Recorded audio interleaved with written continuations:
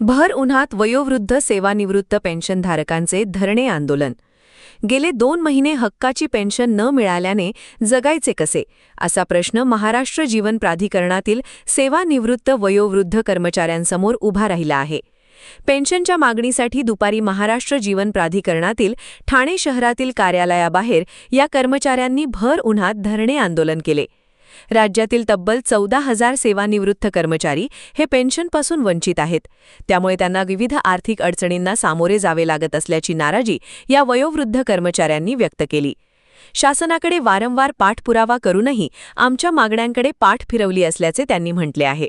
मी मजिप्रा कृती समितीतर्फे सिद्धार्थ रोकडे बोलतोय। आमची प्रमुख मागणी हीच आहे की जी पेन्शन आहे गेल्या 2 महिन्यापासून आम्हाला रखडून ठेवलेली आहे, तात्पुरतं लेखा शीर्ष होतं ते बंद केलेलं आहे आणि बंद करून पुन्हा कर्मचाऱ्यांना दिलेलं आहे कार्यरत, परंतु पेन्शनरांना दिलेलं नाही। हा भेदभाव कशासाठी, त्याकरता हे आंदोलन करणं आहे आणि लवकरात लवकर पेन्शनधारकांना जर पेन्शन मिळाली नाही तर आम्ही आझाद मैदानात उपोषणाला व आंदोलनाला जाऊ। पुढचं पाऊल हेच आहे की आम्ही आझाद मैदानामध्ये आंदोलन करणार आहोत आणि उपोषण देखील करणार आहोत। मजिप्राचे जवळजवळ 14,000 सेवानिवृत्त अधिकारी कर्मचारी याच्यापासून वंचित आहेत पेन्शनपासून। संपूर्ण महाराष्ट्रामध्ये हे आंदोलन चालू आहे, प्रत्येक जिल्ह्यात हे आंदोलन चालू आहे। तेव्हा माझी शासनाला नम्र विनंती आहे की आमच्या या आंदोलनाचा आपण विचार करावा आणि लवकरात लवकर पेन्शनधारकांना पेन्शन देण्यात यावी, ही आमची विनंती आहे। सगळे वयोवृद्ध कर्मचारी आहेत, 70-80च्या दरम्यान आहेत, सगळ्यांना औषधोपचारासाठी गरज आहे, उदरनिर्वाहासाठी गरज आहे। तेव्हा लवकरात लवकर शासनाने आमच्या या आंदोलनाचा विचार करावा आणि पेन्शन ताबडतोब देण्यात यावी, लेखा शीर्षक कायमस्वरूपी देण्यात यावं। वारंवार हा लेखा शीर्षाचा घोळ घालू नये आणि प्रत्येक वेळेला प्रशासन आम्हालाच का धारेवर धरतंय, प्रत्येक वेळेला असंच चाललेलं आहे मजिप्राच्याच बाबतीत का? शासनाने एकदाच काहीतरी आम्हाला आमच्यासाठी काहीतरी ठोस निर्णय घ्यावा। महाराष्ट्र जीवन प्राधिकरणातील सेवानिवृत्त कर्मचाऱ्यांचे तात्पुरते लेखाशीर्ष महालेखाकार मुंबई यांच्या कार्यालयाने गोठवल्यामुळे मार्च 2026 पासून सेवानिवृत्ती वेतन मिळालेले नाही। त्यामुळे प्राधिकरणातील सेवानिवृत्ती कर्मचारी मोठ्या आर्थिक संकटात सापडलेले आहे। त्याचा रोष व्यक्त करण्यासाठी महाराष्ट्र जीवन प्राधिकरण संघर्ष कृती समितीच्या वतीने राज्यातील संपूर्ण मजिप्रा सेवानिवृत्त कर्मचारी हे महाराष्ट्र जीवन प्राधिकरणच्या विविध कार्यालयासमोर धरणे देऊन निवेदनाच्या माध्यमातून शासनाचे लक्ष वेधले। मी ममता पवसकर, पेन्शनधारिका, आणि ही पेन्शनधारिका म्हणण्यात काहीही अर्थ नाहीये। गेले 2 महिने झाले आम्हाला पेन्शन नाहीये। अहो, वयोवृद्ध माणसं आम्ही, औषधासाठी लोक इथे तडफडत आहेत, त्यांना अजूनही पैसेही नाहीये। एका माणसाचा तर सध्या मृत्यू झालेला आहे। काय शासन करतंय, काय लक्ष आहे का? मृत्यू होतोय, पोरांना नोकऱ्या नाहीये, त्यामुळे पेन्शनवर आम्ही जगतोय। मग जायचं कुठे, निर्णय घ्यायचा कोणी? आम्हाला सगळ्यांनी काय जवळजवळ पोरकेच टाकलेलं आहे। नाही पेन्शन, तुम्हाला गंमत सांगायची म्हणजे 4थ्या वेतनातला एक थोडासा हिस्सा, 5व्या वेतनातला थोडासा हिस्सा, असं कुठलं वेतन कोण लागून देतंय हो? जरा तरी शासनाला डोकं आहे का? समजायला नको त्यांना? एवढे सगळे वेतन अर्धे आमच्या टाकतोय, एवढी अक्कल नाही त्याला।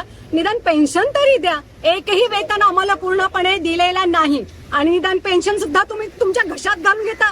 आम्ही करायचं काय? पोराबाळांनी राहायचं कसं, जगायचं कसं? आम्ही तर चांगली दिवस येणार म्हणून तुम्हाला मतं देऊन तुमची आम्ही वावा करत होतो, ती हीच लावायची वावा केली काय आमची? जरा तरी समजून घ्यायला पाहिजे आम्हाला। अहो, सगळ्या वयोवृद्ध माणसं आहेत इथे, कुठे जाणार? आम्हाला प्रवास करता येत नाही, कुठे स्वयंपाक बनवता येत नाही आणि तुम्ही चक्क आमची पेन्शन खाताय। नुसतं देतो। किती दिवस झाले, कधी देणार आम्हाला? आम्ही काय सगळं 10 वेळा असं इथे यायचं तडपडत, प्रवास करता येत नाही, काय नाही, रिक्षा मिळत नाही आम्हाला, काही नाही, आणि पेन्शन त्यात आम्हाला मिळत नाही। आम्ही जायचं कुठे? कुणाकडे आम्ही न्याय मागायचा? जरा तरी तुम्हाला थोडं सुद्धा बुद्धी असेल किंवा आमच्याबद्दल, तुमच्या आई वडिलांबद्दल तुम्हाला जर काय वाटत असेल तर आम्हाला सगळ्यांना पेन्शन द्यायची तुम्ही थोडी तरी हमदर्दी दाखवा। अख्ख्या महाराष्ट्रात आम्ही सगळे तडपडतो पेन्शनसाठी, सगळ्यांना तुम्ही देता आणि आम्हाला का देत नाही? याचं आम्हाला कारण हवंय आणि लवकरात लवकर हवंय। आम्हाला पेन्शन हवे, बस। हम सब मार्च 2026 पासून महाराष्ट्र जीवन प्राधिकरण कर्मचाऱ्यांना 2026-27च्या अर्थसंकल्पात 400 कोटी रुपयांची तरतूद असून सुद्धा सेवानिवृत्ती वेतन मिळालेली नाही. ही खेदाची बाब असल्याचे कृती समितीच्या वतीने सांगण्यात आले. आज अनेक सेवानिवृत्त कर्मचारी हे निव्वळ पेन्शनवर अवलंबून असून त्यांना औषधोपचारासाठी पैसे नाही, त्यामुळे ते हवालदिल झाले आहे. त्यांची प्रकृती बिघडलेली आहे, अशी व्यथा देखील त्यांनी व्यक्त केली. आज आम्हाला एक दिवस धरणे आंदोलन करावे लागत आहे. पेन्शन लवकर न मिळाल्यास हजारांच्या संख्येने पेन्शनधारक आझाद मैदानावर उपोषण करतील, असा इशारा कृती समितीचे सदस्य सिद्धार्थ रोकडे यांनी दिला आहे. पेन्शन आमच्या हक्काची, नाही कुणाच्या बापाची.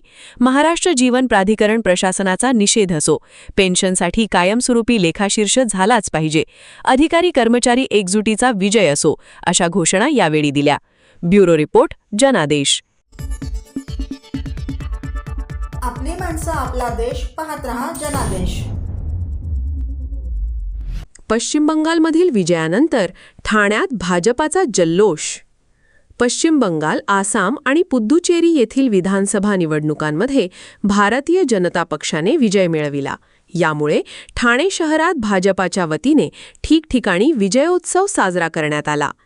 कार्यकर्त्यांनी बँजो, ढोल ताशांच्या गजरात जल्लोष करत पेढे वाटून आनंद व्यक्त केला. तसेच उन्हाळा सुरू असल्याकारणाने नागरिकांना यावेळी कोकम सरबतचेही वाटप करण्यात आले.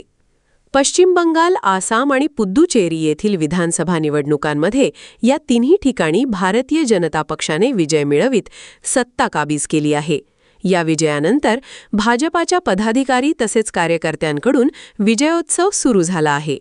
भाजप ठाणे शहराच्या ठाणे रेल्वे स्थानकाच्या प्लॅटफॉर्म क्रमांक 1 समोर दुपारी विजयोत्सव आयोजित करण्यात आला होता.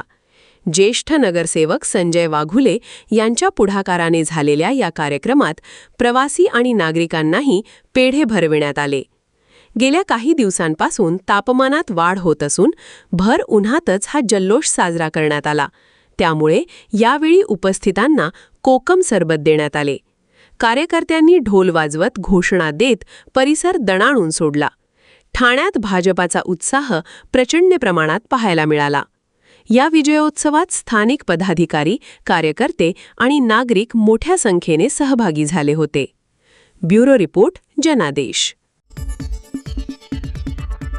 आपली माणसं, आपला देश. पाहत रहा जनादेश. ठाणे महानगरपालिकेचे मालमत्ता कर म्हणजेच प्रॉपर्टी टॅक्स भरण्याचे आवाहन.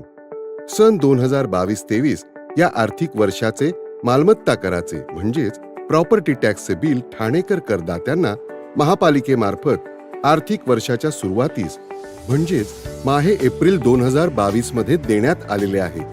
तथापि अद्यापही काही करदात्यांनी मालमत्ता कर महापालिकेकडे जमा केलेला नाही. सध्या आर्थिक वर्षाचा अंतिम टप्पा सुरू झाला आहे. मालमत्ता कर वसुलीसाठी महापालिकेतर्फे कडक कारवाई हाती घेण्यात आली आहे. या अंतर्गत जंगम मालमत्ता, टीव्ही, फ्रीज, वाहन व इतर जप्त करणे तसेच स्थावर मालमत्ता वॉरंट बजावून जप्त करण्यात येत असून मालमत्तेचा जाहीर विक्रीद्वारे लिलाव करून कराची रक्कम वसूल करण्यात येत आहे. मालमत्तेस पाणी पुरवठा करण्यात येणारे नळ संयोजन खंडित करण्यात येत आहेत. त्याचप्रमाणे थकीत मालमत्ता करावर 2% व्याज आकारले जात असल्याने भरावयाची रक्कम वाढत आहे. आपला मालमत्ता कर propertytax.thanecity.gov.in या लिंकद्वारे तसंच गुगल पे, फोन पे, पेटीएम याद्वारे ऑनलाईन पद्धतीने करण्याची सुविधा उपलब्ध करून दिली आहे. शनिवार, रविवार व सार्वजनिक सुट्टीच्या दिवशी नागरिकांना मालमत्ता कर भरणे सोयीचे व्हावे याकरता महापालिकेचे मालमत्ता कर संलग्न कार्यालय या दिवशी कार्यान्वित ठेवण्यात आलेले आहे. तरी मालमत्ता कर वसुलीची अप्रिय कारवाई टाळण्याच्या दृष्टिकोनातून मालमत्ता कर भरून महापालिकेस सहकार्य करावे. धन्यवाद.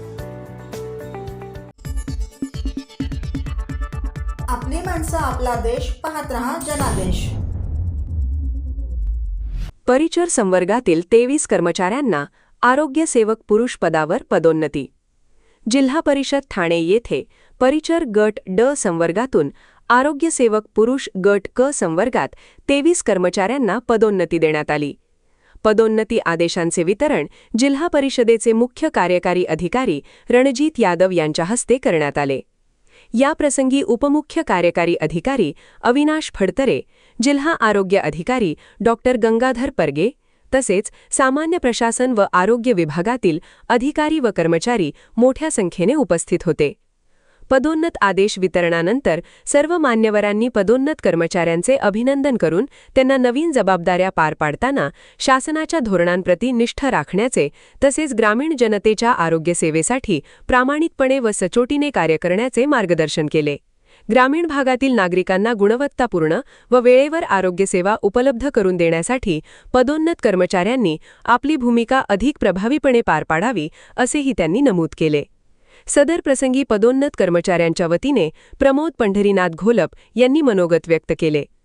आपल्या भाषणात त्यांनी सांगितले की आजचा दिवस आमच्या सेवाकाळातील अत्यंत महत्त्वाचा आणि आनंदाचा आहे.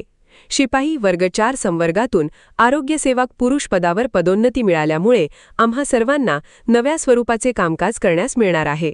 बऱ्याच काळापासून प्रलंबित असलेली पदोन्नती मुख्य कार्यकारी अधिकारी रणजित यादव यांच्या विशेष प्रयत्नांमुळे यशस्वी झाले. तसेच उपमुख्य कार्यकारी अधिकारी व जिल्हा आरोग्य अधिकारी यांच्यासह सामान्य प्रशासन व आरोग्य विभागातील सर्व अधिकारी व कर्मचाऱ्यांचे आम्ही मनःपूर्वक आभारी आहोत. पदोन्नत कर्मचाऱ्यांनी नवीन पदाची जबाबदारी पूर्ण निष्ठा, प्रामाणिकपणा व कष्टपूर्वक पार पाडण्याची ग्वाही दिली.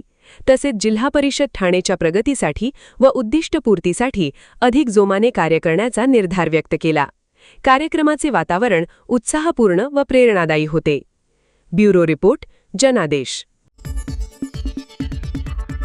आपली माणसं आपला देश, पाहत रहा जनादेश.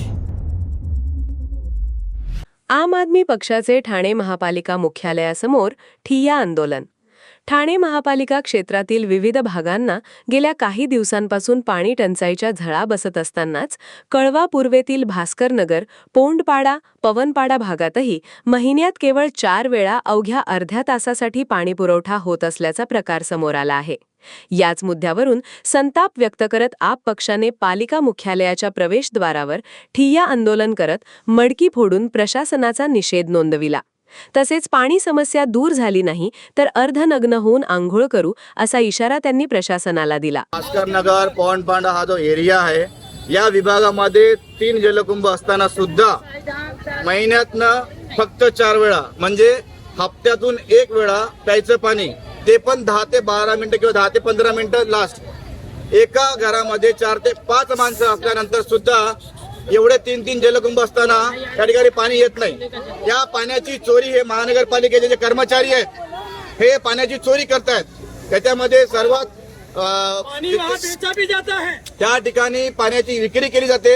जो सामान्य माणसाचा अधिकार आहे, ज्यांना पाणी घरपोच मिळालं पाहिजे, प्रत्येक विभागामध्ये पाणी वेळेवरती पोहोचते. फक्त भास्करनगर, पवनपाडा या विभागामध्ये दलित वस्ती, मुस्लिम वस्ती असल्या कारणाने हे लोक यांच्यावर अन्याय करतायत. आणि पाणी जे आहे ते महापालिकेचं 25 दशलक्ष 20 दशलक्ष लिटरचे असे 3 जलकुंभ त्या ठिकाणी असताना आम्ही RTIचं माहिती काढली असताना त्या ठिकाणी आम्हाला नोंद करून दिली की डेली आम्ही पाणी पुरवठा करतो.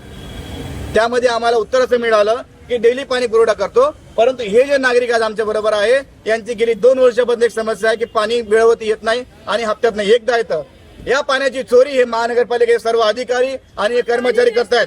हे विकून पैसा कमवतात. सर्व्हिस सेंटर जे आहेत, गाड्या धुवायचे, यांना पाणी विकतात आणि सामान्य नागरिकांचा अधिकार छिनून हे लोक या ठिकाणी करतायत. म्हणून आपण या ठिकाणी आंदोलन करतोय. ठाणे महापालिकेला क्षेत्रात दररोज 590 दशलक्ष लिटर इतका पाणी पुरवठा होत असला तरी लोकसंख्येच्या मानाने तो पुरेसा नाही. यामुळेच शहरात अनेक भागात पाणी टंचाईची समस्या निर्माण होत आहे. उन्हाळ्यात तापमान वाढीमुळे धरण क्षेत्रातील पाणी आटते. त्यामुळे पावसाळा सुरू होईपर्यंत म्हणजे धरणातील पाणी पुरविण्यासाठी कपात लागू करण्यात येते. यंदा अद्याप तरी पाणी कपात लागू करण्यात आली नसली तरी विविध कारणांमुळे पाणीपुरवठा बंद ठेवण्यात येत असल्याने टंचाईच्या समस्येत वाढ होत असल्याचे चित्र दिसून येत आहे. असे असतानाच कळवा पूर्वेतील भास्करनगर, पोंडपाडा आणि पवनपाडा परिसरात महिन्यातून केवळ 4 वेळा अवघ्या अर्ध्या तासासाठी पाणीपुरवठा होत असल्याचा आरोप या भागातील तीव्र पाणी टंचाईच्या प्रश्नावरून आम आदमी पक्षाने ठाणे महापालिकेच्या मुख्य प्रवेशद्वारावर निदर्शने केली. नागरिकांनी रिकामे कॅन वाजवले तर काहींनी मडकी फोडून प्रशासनाचा निषेध नोंदविला. परिसरात 3 जलकुंभ असतानाही नियमित पाणी मिळत नसल्याने लाखो नागरिकांना मोठा त्रास सहन करावा लागत आहे. या भागातील नागरिक करदाते असूनही त्यांना मूलभूत सुविधा मिळत नाहीत. विभागीय पाणीपुरवठा अधिकारी त्यांची जबाबदारी योग्य प्रकारे पाळत नाही, असा आरोप आम आदमी पक्षाचे ठाणे शहर जिल्हाध्यक्ष अमर आमटे यांनी केला. समस्या तातडीने सोडवली नाही तर शेकडो कार्यकर्ते आणि नागरिक महापालिका आवारात अर्धनग्न होऊन आंघोळ करत तीव्र आंदोलन छेडतील, असा इशाराही त्यांनी दिला. महापालिका प्रशासनाने तातडीने दखल घेऊन नियमित आणि पुरेसा पाणीपुरवठा सुनिश्चित करावा, अशी मागणी आंदोलकांनी केली आहे. काहीच काम नाही करण्याचं. मला सांगा, तुम्ही आरटीआयच्या उत्तरामध्ये दिलंय की आम्ही प्रत्येक दिवशी पाणी सोडतो. 1 तास आम्ही पाणी सोडतो. तुमच्या आरटीआयच्या उत्तरामध्ये आमच्याकडे आहे. मग मी जर 1 तास पाणी सोडताय, मग पाणी जातंय कुठं? ते पाणी चाललंय कुठं? ते तुम्ही दिले ना उत्तरमध्ये आमच्या आरटीआयच्या कायद्या अंतर्गत तुम्ही आम्हाला उत्तर दिलं. त्यामध्ये काय लिहिलंय की आम्ही डेली पाणी सोडतो. क्या डेली पाणी आता आपके यहाँ पे? दरम्यान ठाणे महापालिका पाणीपुरवठा विभागाचे उपनगर अभियंता विनोद पवार यांनी आंदोलनकर्त्यांची भेट घेऊन त्यांची समस्या जाणून घेत ती सोडविण्याचे आश्वासन दिले. ब्युरो रिपोर्ट, जनादेश.